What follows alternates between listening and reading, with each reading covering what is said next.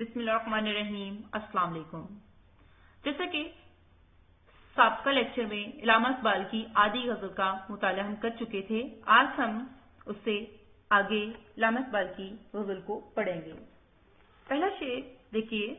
اے طائر لاہوتی اس رزق سے موت اچھی، جس رزق سے آتی ہو پرواز نے کوتاہی. اس شعر میں علامہ اقبال مرد مومن سے مخاطب ہے اور کہتے ہیں ہمیں ایسے رزق سے بچنا چاہیے جس کے کھانے سے ہماری طبیعت میں کاہلی اور سست روی پیدا ہو. ایسے رزق سے تو بہتر ہے کہ بندے کو موت آ جائے. علامہ اقبال مرد مومن کے لیے طائر لاہوتی اور شاہین کا لفظ استعمال کرتے ہیں. اقبال کی شاعری میں خودی کی صفت ہمیں جا بجا نظر آتی ہے، اس لیے علامہ اقبال کی شاعری میں شاہین کا ذکر ہمیں جا بجا نظر آتا ہے. یہ پرندہ خودداری کی دولت سے مالا مال ہوتا ہے. علامہ اقبال اس پرندے کے بارے میں خود فرماتے ہیں کہ اس پرندے میں فکر کی تمام صفات پائی جاتی ہیں. یہ پرندہ خوددار اور غیرت مند ہے، کسی کا مارا ہوا شکار نہیں کھاتا اور نہ ہی اپنا آشیانہ بناتا ہے.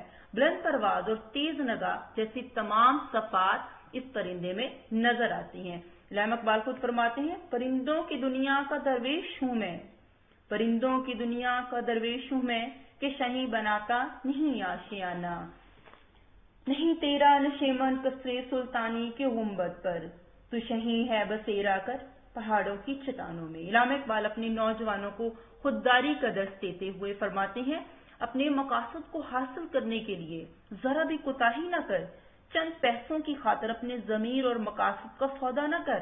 ایسا رزق جو تجھے حق کے راستے سے ہٹا دے تو ایسے رزق سے موت بہتر ہے، ٹھیک ہے. تو شاعر اس شعر میں مزید علامہ اقبال فرماتے ہیں کہ دوسروں کے سامنے ہاتھ پھیلانے والوں کو اقبال نفرت کی نگاہ سے دیکھتے ہیں. جب کوئی شخص اپنے دستے بازو پر یقین رکھنے کی بجائے دوسروں کے سامنے جھکتا ہے اور ہاتھ پھیلاتا ہے، وہ اپنی خودداری اور عزت نفس کا جنازہ نکال لیتا ہے. علامہ اقبال فرماتے ہیں پانی پانی کر گئی مجھ کو قلندر کی یہ بات، پانی پانی کر گئی مجھ کو قلندر کی یہ بات، تجھکا جب غیر کیا گے نہ من تیرا نہ تن.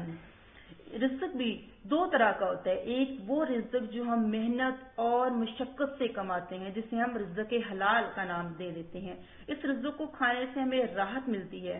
دوسرا وہ رزق جس میں ہماری محنت شامل نہیں ہوتی، جس کے نتیجے میں ہم سست اور کاہل ہو جاتے ہیں، ہماری پرواز کمزور ہو جاتی ہے، جبکہ حلال رزق سے ہماری خودی کو طاقت ملتی ہے. دوسرے شعر کی طرف چلتے ہیں. دارو سکندر سے وہ مرد فقیر اولا ہو جس کی فقیری میں ہو بوئے اسد اللہ. یعنی اس شعر میں اقبال جو فرماتے ہیں کہ دارو سکندر سے وہ فقیر بہتر انسان ہے جس کی فقیری میں حضرت علی رضی اللہ عنہ جیسی صفات کا رنگ موجود ہو. علامہ اقبال اس شعر میں دار سکندر کا موازنہ ایک مرد فقیر سے کرتے ہیں. ایک مرد فقیر کو دار سکندر سے بہتر قرار دیتے ہیں. دار سکندر کون تھا؟ دار سکندر یعنی 500 قبل مسیح کے ایک عظیم بادشاہ تھا جس نے پہلی مرتبہ ایرانی سلطنت کی بنیاد رکھی. یہ اپنے دور کا ایک عظیم بہادر بادشاہ اور سپہ سالار تھا. آج سینکڑوں سال گزرنے کے بعد بھی دارا اپنی ساری اپنی بہادری اور دلیری کی وجہ سے تاریخ میں زندہ ہے. سکندر یہ یونان کا بادشاہ تھا. سکندر مشہور مفکر اور ارسطو کا شاگرد تھا.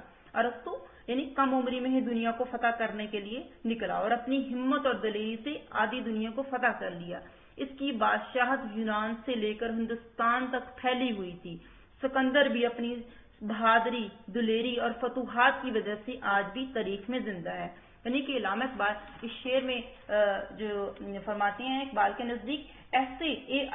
نزدیک ایک فقیر اور درویش انسان دار السکندر سے بھی زیادہ بہتر اور افضل ہے، کیونکہ دار السکندر اپنی وسیع اور عریض سلطنت اور بادشاہت کی وجہ سے ساری زندگی دنیا کے جھنبیلوں میں پڑے رہے، جبکہ ایک درویش انسان حضرت علی رضی اللہ عنہ جیسی صفات کا حامل جو شخص ہوتا ہے وہ تخت و تاج پر سادگی کو ترجیح دیتا ہے، کیونکہ فقیری درویشی خدا کے قریب کرتی ہے، جبکہ تخت و تاج اور بادشاہت خدا سے دور لے جاتی ہے۔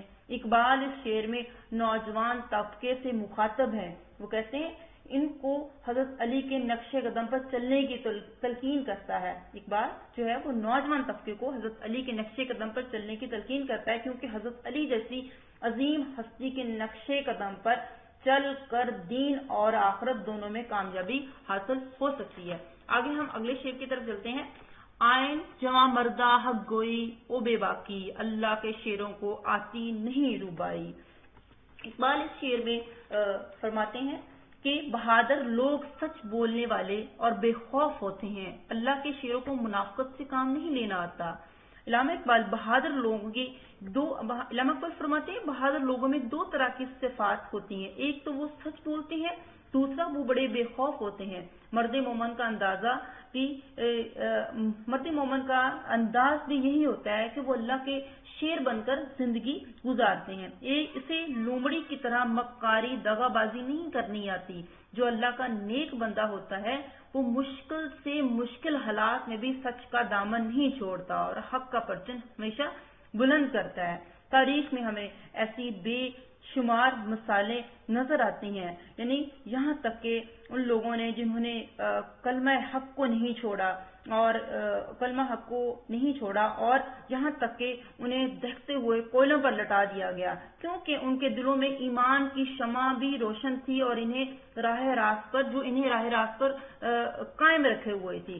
شاعر کہتا ہے مومن کے دل میں صرف اللہ کا خوف ہوتا ہے، ایک اللہ کا خوف جس دل میں آ جائے وہ انسان ہر خوف سے بے خوف ہو جاتا ہے، اسے کسی چیز کا کوئی بھی ڈر نہیں رہتا۔ اقبال دوسرے مصرے میں کہتے ہیں اللہ کے شیروں کو آتی نہیں ربائی۔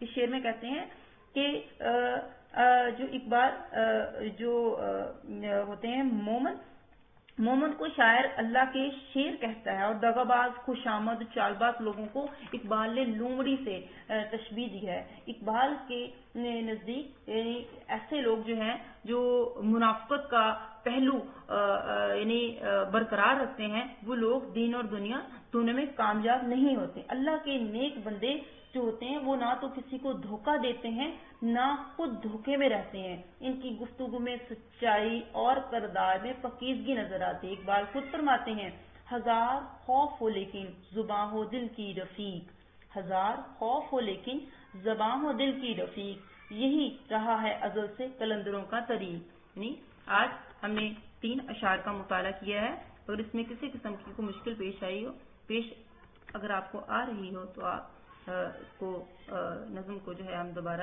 اس حوالے سے ڈسکس کر سکتے ہیں۔ شکریہ۔